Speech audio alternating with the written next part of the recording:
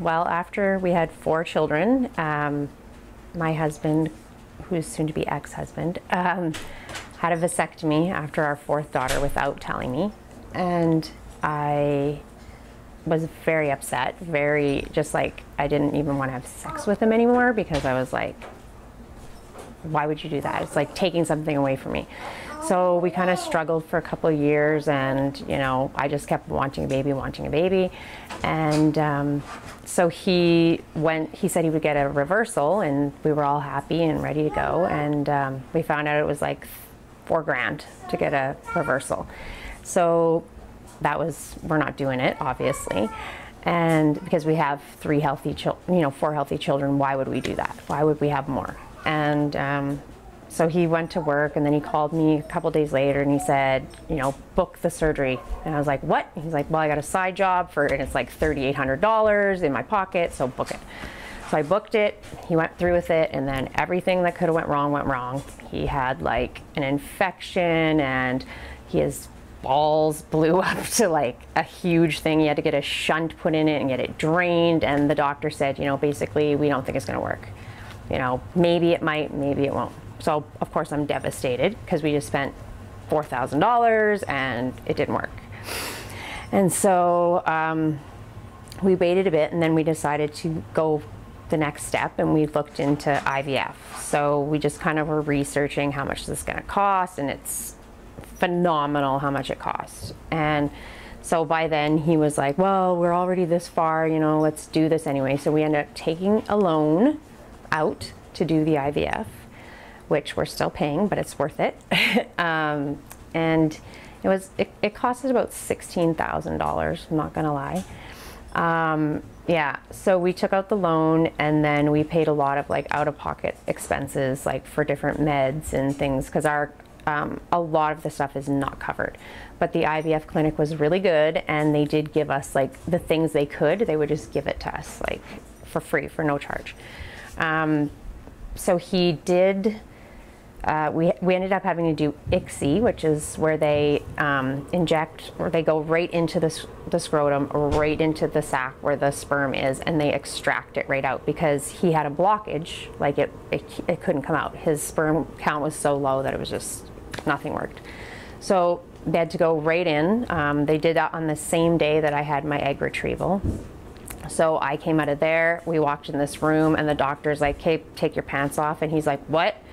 Inject it. There's this like a lady sitting here with a microscope, and she takes this syringe, shoots it in the thing, and they're like, yay, we got loads of them.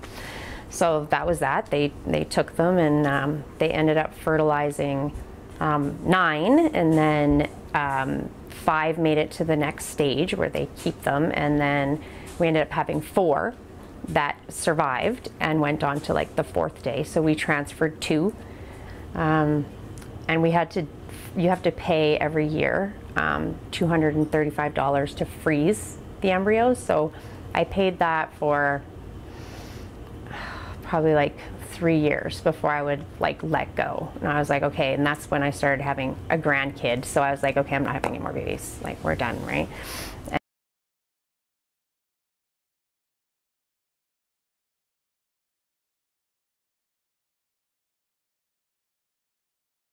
So yeah, I think I dropped to my knees and was like, thank you, like God, and I was like crying, I was so happy. And then they book you right in. That's the one benefit when you do IVF, you get to know all the things.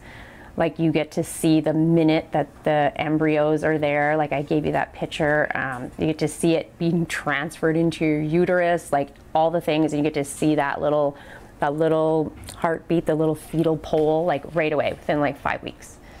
So that was pretty incredible. I couldn't believe it. And right away, I think I knew it was a boy. I was like, yep, it's gonna be a boy. He just like, he's perfect. Like, I'm gonna skip the clip.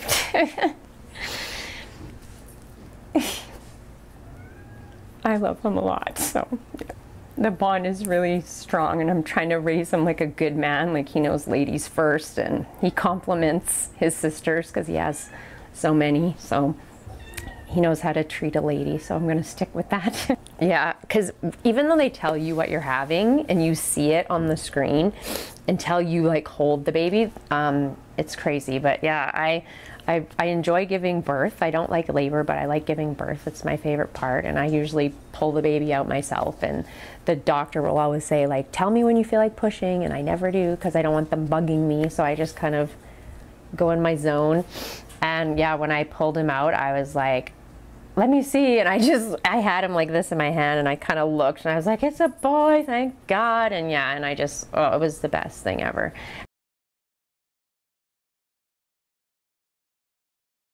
Well, it's been like going downhill for years. He just has his problems, and that's his life. But it actually was Wyatt, something with Wyatt kind of set off when I finally said, I'm done. So a couple of years ago, I magically got pregnant again, just on our own, and with another boy, which is super miracle because, you know, and when I talked to the doctor, because my husband's ex-husband's first instinct was like, whose is it? But literally, obviously it was his, but the doctor was like, oh yeah, after 5 years it can kind of work. 3 to 5 years of vasectomy reversal can start working. So I was like, thanks for that. So I'm glad we didn't wait and we had Wyatt. But so then I was pregnant, and like from the get-go I was like, it's not gonna work. It's not gonna be good. I know it's not gonna be good. So I'm probably gonna cry again. I like to cry. So I had Ben at 18 weeks and he didn't make it, obviously, but that kind of made me strong enough to end it with my ex. So we kind of distanced myself from him all the time. That's how it's always been. He's never had a real strong bond with any of the kids. The 2 oldest girls have nothing to do with him, and now Bryn, who's 12, also doesn't want to see him. So so after Ben, I said, anything that ever happens to me again will be easy. Nothing can be as hard as that. And I just remember Wyatt came home from kindergarten, and my ex was sitting there on his phone as usual, and Wyatt was sitting beside me, and they have home reading and they have sight words. So it's like a little flip book with the different words, like the, it, like things they see frequently. And I said, oh Dad, why don't you watch Wyatt do his sight words? Because he was behind in school, and now he was picking up and he knew all these words. And so he kind of looked up a little bit, and then Wyatt was here and I was showing him the words and he was saying it, and Wyatt's eyes were looking there and he wasn't looking. So I kind of I was like, okay buddy, we're gonna finish this later. And then I just kind of got up off the couch and I was like, you know what, I'm done. I'm checking out of this. And then within 2 days I said, I'm done. I don't want to do this anymore. And it was the best decision I ever made.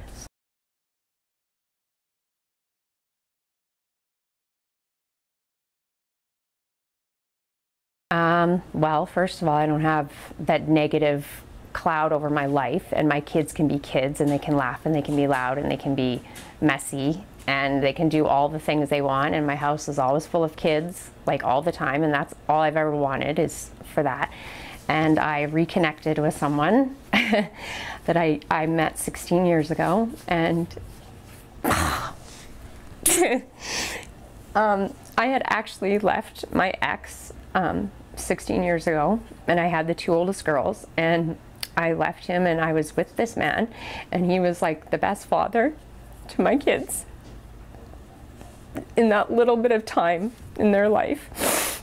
And we just kind of reconnected because I was close to his mom and his family, and she had passed away 8 years ago, and then it was like November 11th was coming around, and he had kept in contact with my oldest daughter, and he had always said to her, you know, give your mom my number if you want to talk, like if she wants to talk. And I kept saying, no, I'm not ready, because I'm going to make this marriage work. I'm not going to do it, because I knew if I talked to him, you know, I'm going to come undone.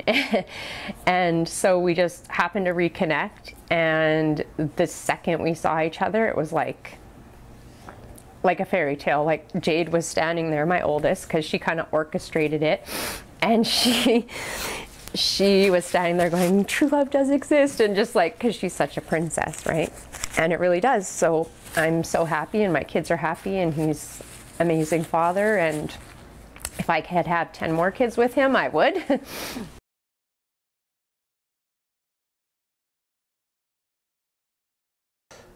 If it's meant to be, it'll happen, and you'll find that person. And I think everybody has somebody out there. Mm-hmm. Sometimes it just takes a while to find them, and sometimes you just have to go through a lot of crap to find them. and sometimes you have to deal with a lot of crap so that you can understand what's going on and what's there. And the value and the worth of what you have now. And appreciation for, like, I have so much appreciation for Jen and the way that she's now, how loving she is. She has the biggest heart and soul of anybody I've ever met, and it just, she doesn't say no to anybody. It's just flows, right? And for a while that was a bit of a drain, and now it's become more of a happiness thing, right? Like it still drains you sometimes because there's just so many people who want stuff from her, and her attention and her affection, and sometimes I think, geez, you're taking that on too, and then I just go, no, that's just Jen. She's gonna do it, and she's gonna take it on, and she'll be perfect at it, and everything will be fine. Well, I think that, I know there's going to be lots of women and girls out there, and they're going to think, oh, I have 2 kids, or I have 3 kids, I'm never going to find anybody. And don't ever write yourself off, because the right man will love you and love your kids